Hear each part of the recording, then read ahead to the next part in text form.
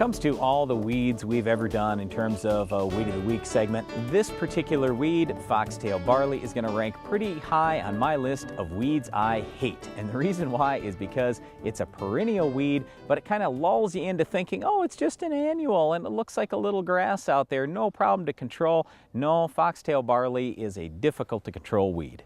Here's a couple of things about foxtail barley. It can germinate in the fall or it can germinate in the spring. So if it gets a start in the fall, it's way ahead of you by the time you're out there in the spring with weed control and very difficult to control.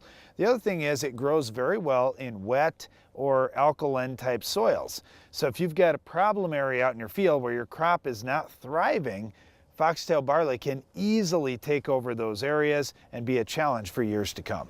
All right, so let's talk first about Roundup, because a lot of people are going to use Roundup in a burn down, in crop, everything else, and right away you think, oh, grass, no problem, low rate will take it. Not with foxtail barley. Remember, it is a perennial. So you want to make sure that you're running at least 22 ounces of 6-pound Roundup. Personally, I'm going to go 32 or more.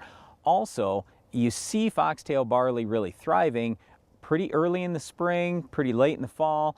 If you're out there at those times of year, you know what? If that temperature's cold, you're going to have to bump your rate even more, as long as that's labeled in wherever you're using it at. So I'm just trying to say it's tougher to kill when it's not as actively growing, when the temperature isn't as nice in the early spring or in the late fall.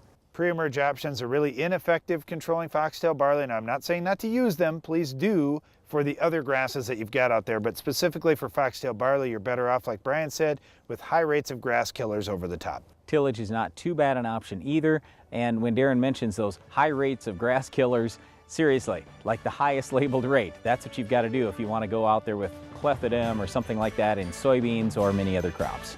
That's all the time we have for this week's Weed, but Iron Talk is coming up next.